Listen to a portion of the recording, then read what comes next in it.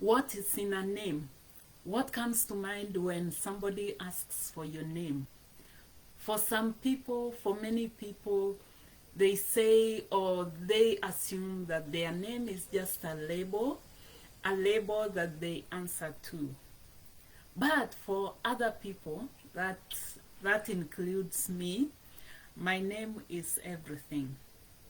Their name is everything. And you could be wondering why we say that our name is everything. So that's what I'm going to introduce to you today, for those of us who believe and who know that our names are everything, and also for those of you, any of you out there who've not taken time to think about or to reflect on their name. So welcome to today's session, and I'm Eileen. I love talking about family histories, family stories, and trying to find ways to enable people to document their family stories. And starting with your name is one of the best ways to document your family history or to pass down your legacy to future generations. And I believe that knowing our stories, knowing our history is becoming more important with time, especially for those of us who live out of the place where we were born. It could be that now you live in an urban area, far from the village where you were born, or you live in a city, or you even live out of your home country. That's away from the country where you were born. You are part of the diaspora. So nowadays the big question is, okay, if you are first generation, for example, if you are first generation immigrant to a city or overseas or abroad, for you it might continue to feel okay because you are like, oh, I know where I come from, I know my history, I know my people. And by my people, it's like you know your parents, you know your grandparents, great grandparents, you know your cousins, your aunties, and your uncles. So even if you live far away from home, that keeps us going. But then we need to pause and think about the generation after us, the younger generation, especially if you live far from your other relatives, your extended family. Think about them, think about their tomorrow. Just take a moment and be like, tomorrow, will they be able to feel so confident of who they are the way me and you do? Because we had a chance, for example, for me, I had a chance to grow up in my home village, so I can say I got to know and interact with my grandparents, my parents, and my extended family. But then when we think of now the next generation, if you got an education, you moved out of your village into an urban area or overseas.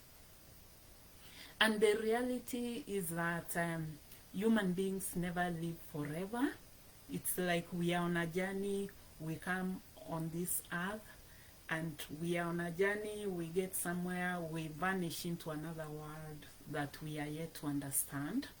So what happens if you live away from your parents or extended family? You have your children or grandchildren, and let's use an example. You live in the city or you live abroad with them. So they don't have that immediate connection with their grandparents, their cousins, their aunties, their uncles, the way we had. And as I said, people are always exiting from this world. So what happens tomorrow? these children who are growing up, they've not been able to meet with their grandparents as often so as to make that connection, or even their aunts and uncles, their cousins, even if it's cousins who are their age mates or even younger. And if we can just stop at the grandparents, if their time comes and they move on, it's like they end up moving away, going to the next world with so many stories. And these stories are important because for me and you, if you're in your 40s, your 50s and above, it's like we already have an established identity of who we are. We know, we can actually say that I know who I am because of the stories that we were told, because of the places where we were brought up. Then we can confidently say that we know who we are. But what about, I'm trying to enlarge the screen. Yeah, so what about the younger generation, the ones who've not had the chance that we had to listen to stories from their grandparents, from their aunties and uncles, or from their cousins the way we did? What happens? And even for us, for you, what happens if the only time when you visit home, it's maybe to go for a funeral?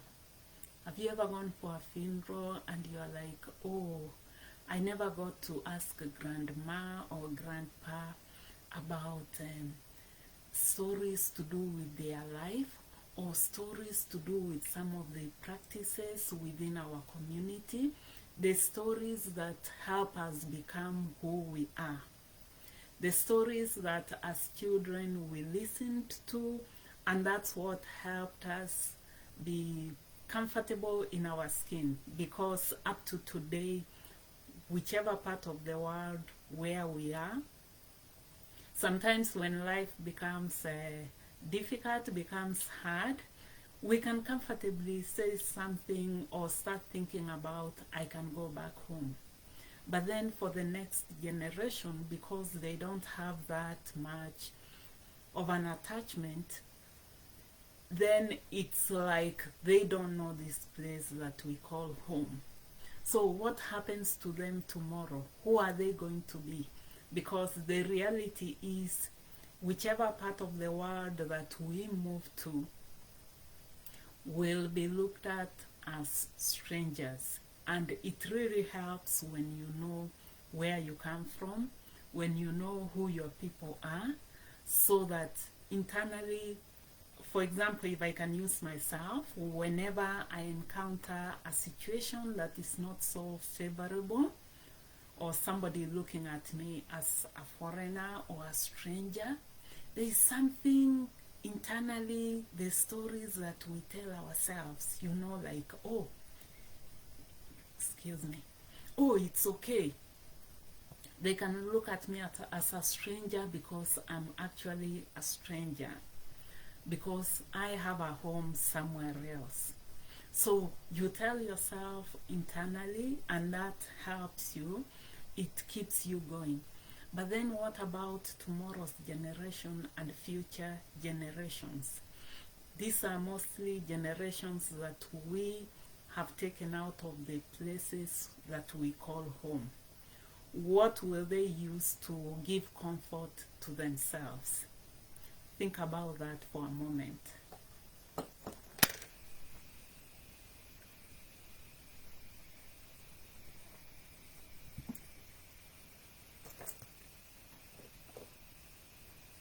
So what did you decide? Do you think it's important for you to start telling stories to the next generation? Stories about who you are, where you come from, and even stories about the journey that brought you here, the journey that removed you from the place where you call home. It can be If you live in an urban area, it can be stories about what brought you out of the village. Were you pushed out of the village, or did the urban area pull you there?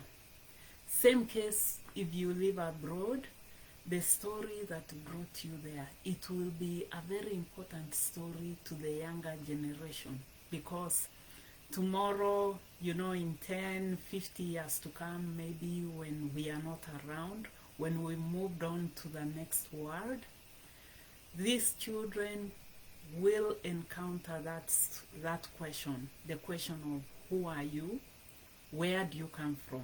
Because that's a general question that we get asked about, even if you are born in the place where you live.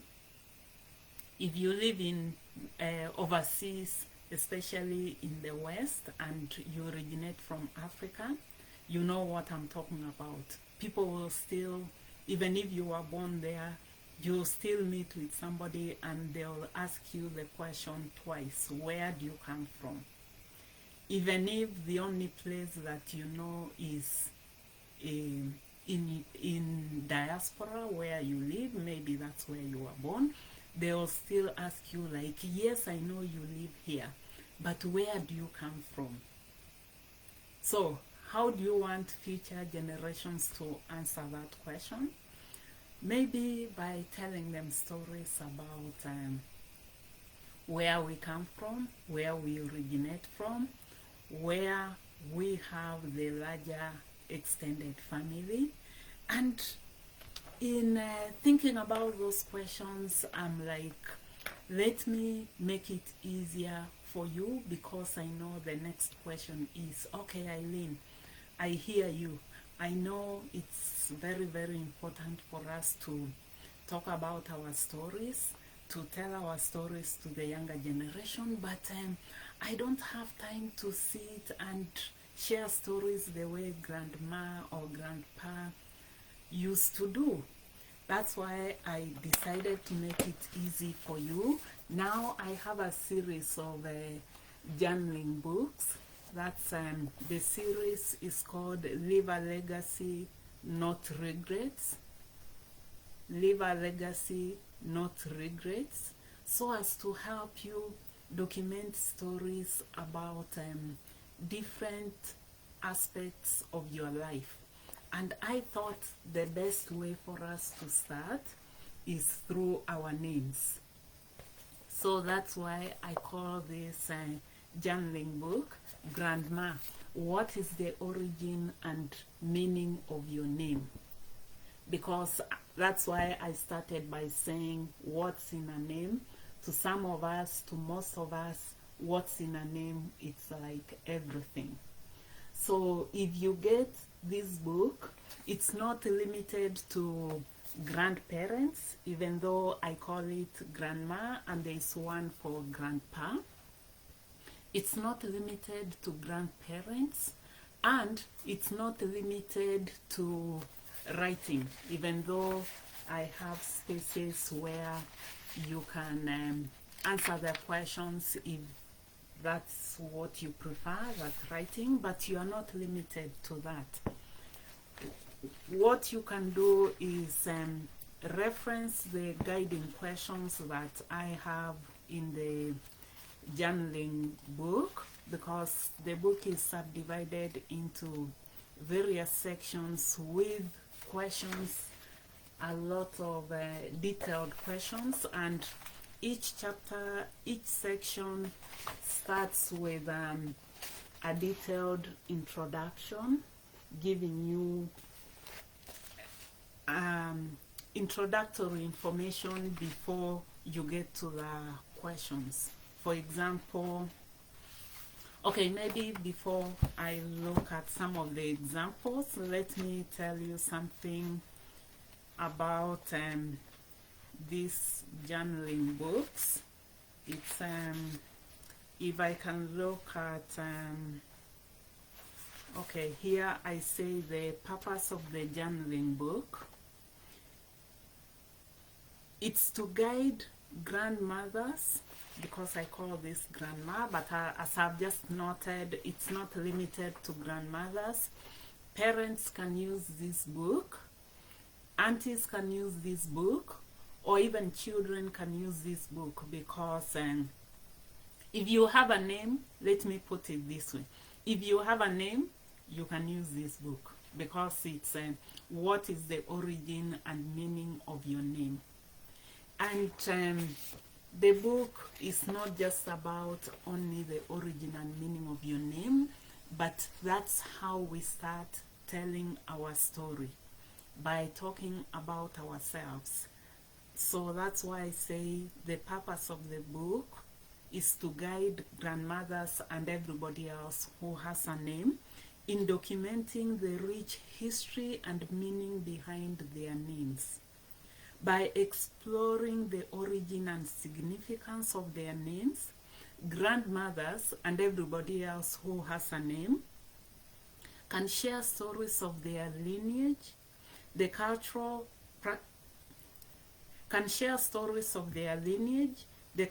practices surrounding naming, and the personal journeys that have shaped their identities. So it's like it starts you off to start now sharing information about who you are and the journey that you have traveled. Why do we call it a journey?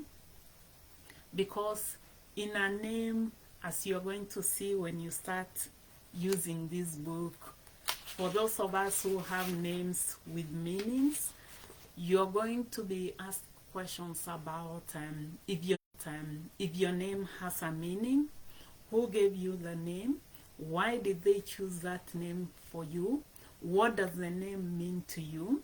So when it gets to the section about who gave you the name and why you are given that name, that's now like where the story starts. Because if you say you are given the name by your parents, then you're going to start talking about your parents. Like, is it your mother who chose the name for you? Is it your father? And there will be further questions about why did they choose that name. Now that will take you into cultural practices. If you come from a cultural background where children are given names based on different criteria, it could be you are named after your grandparents, or you are named depending on the season when you were born, or you were named based on the circumstances that were taking place at that particular time. There are people who are given a name to indicate that they were born during the dry season or during the rainy season, or they were given a name when there was a certain calamity, or they were given a name when there was something that was being celebrated, like harvesting season.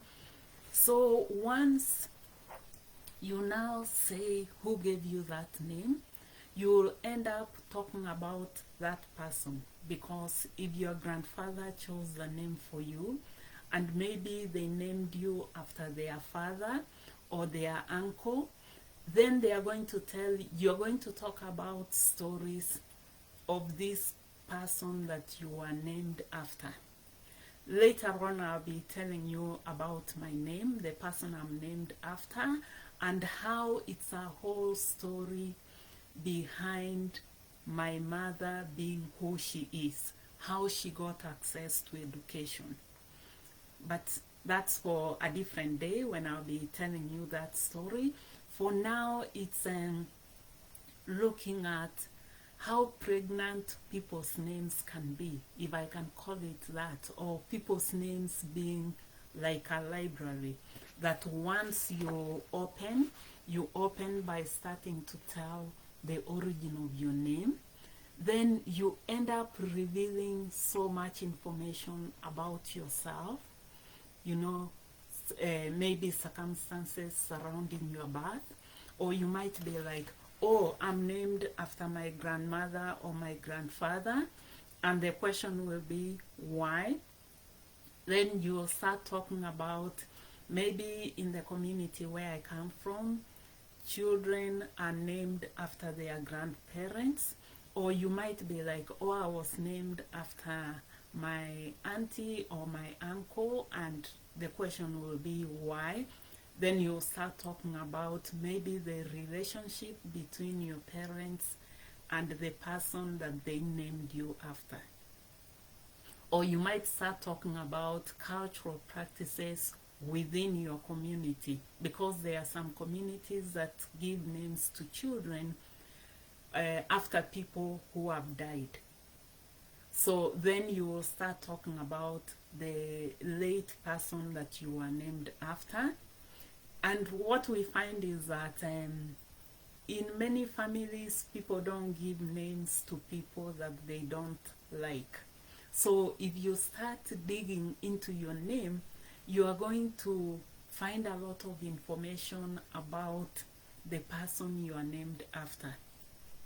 Were they a person of value to your family or to the community? Because again, there are people who are named after some significant person, not from within their community. It can be a figure at the national or international level.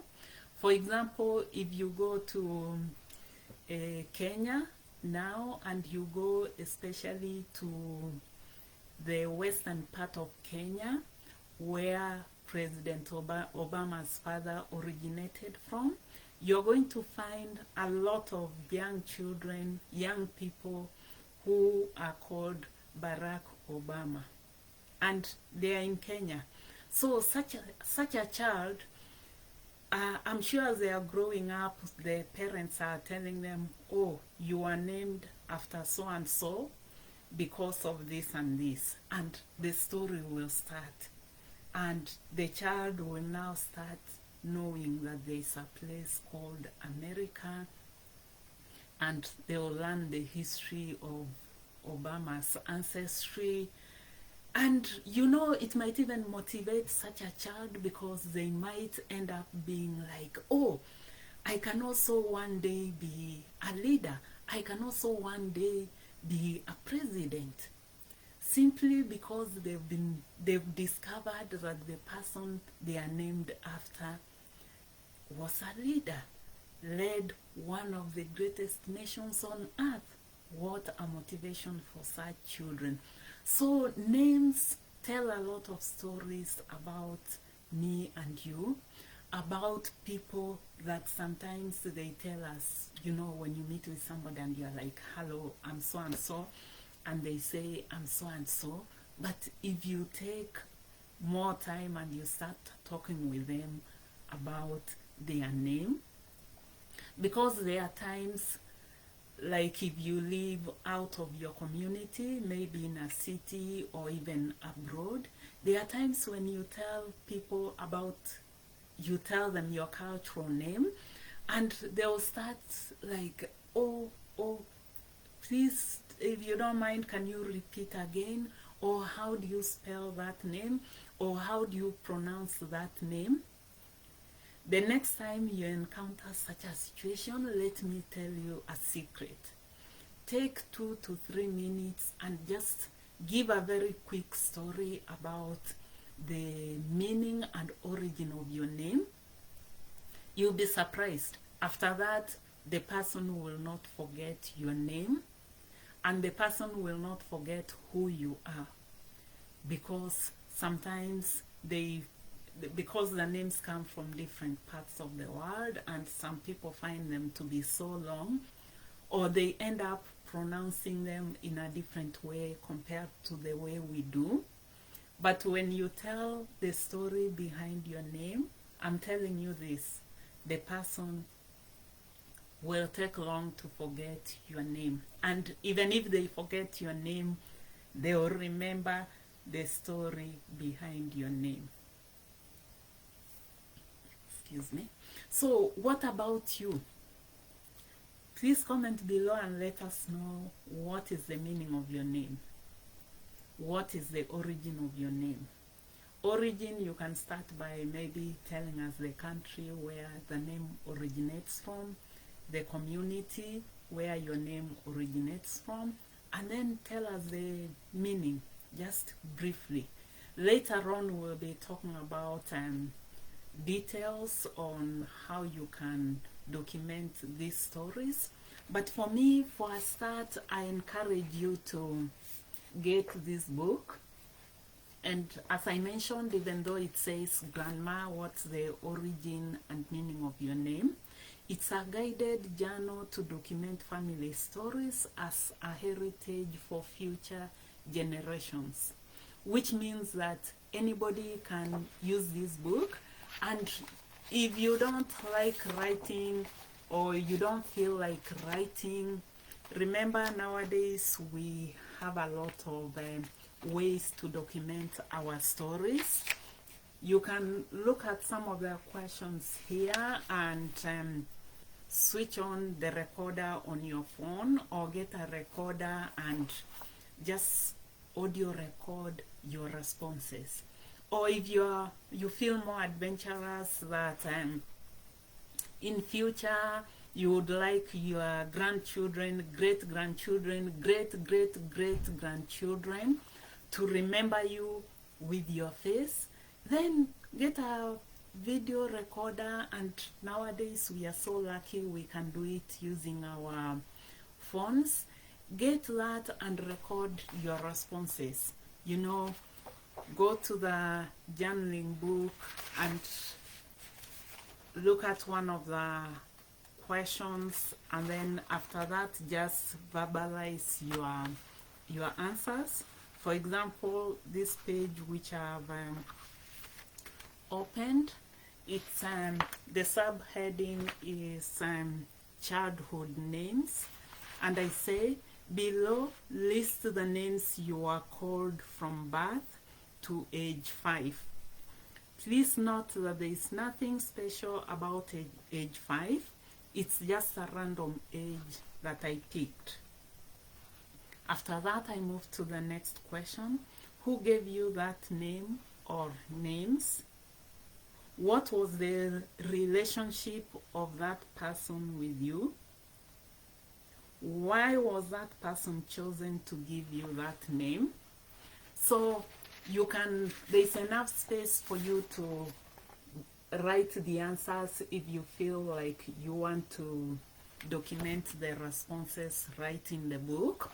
And if you decide to write, you'll start with the initial pages where I have this section where I say this journaling book belongs to. So you can write your name there, so that in 50, 60, 80 years to come, when future generations pick this journaling book, then they'll know that this is from grandma or grandpa or auntie so and so. And you can also paste your photo there if you want to really make it real.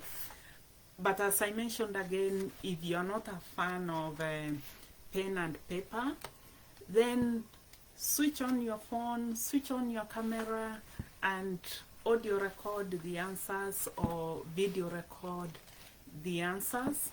And once you do that, you don't really have to like share the information today, because I've talked with some of the people that I help take them through the documentation process. Yes, that's something else that I do, a service that I offer.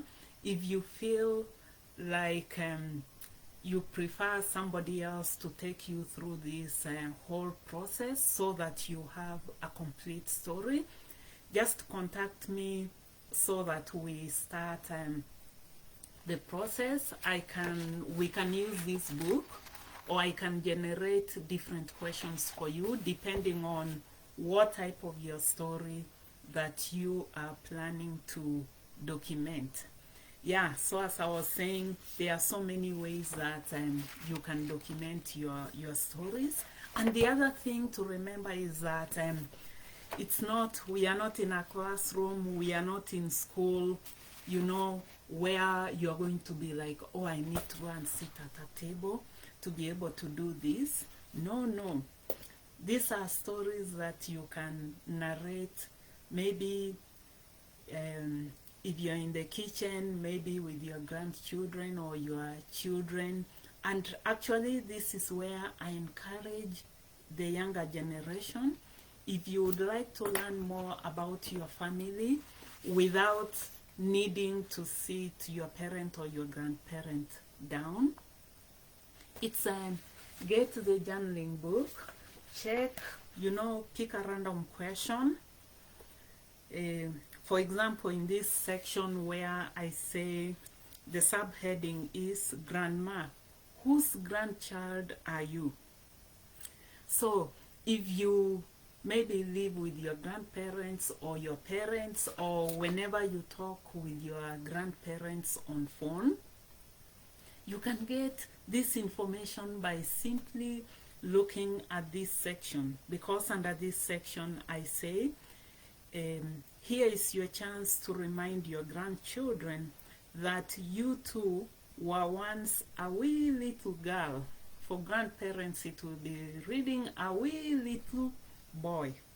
Just like your grandchildren, you too have, or you had, two sets of grandparents.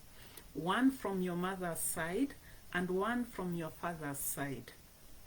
List the names of your maternal and paternal grandparents. You see what I was talking about, that by starting with your name, you're going to end up sharing your history.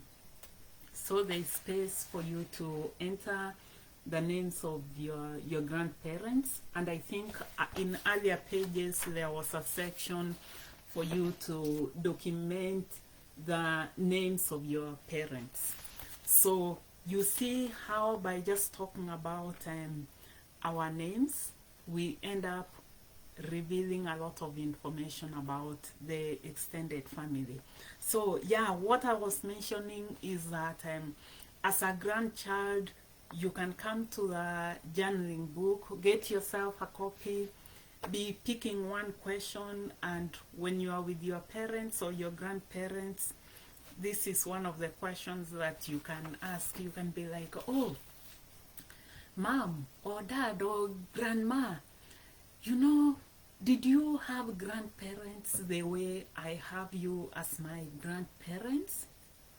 It's okay. The question might sound silly, but it's a conversation starter, because then grandma will be like, oh yes, I used to be just like you.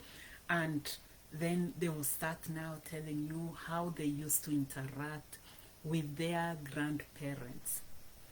And remember, by telling you how they used to interact, they'll end up telling you stories that their grandparents told them. And in the process, you'll end up learning how in those days children, grandchildren used to interact with the rest of the extended family, because it's a totally different relationship that we usually have with our parents, our grandparents, our great-grandparents. So yeah, today I'll stop here to give you a chance to go and get a copy of this book.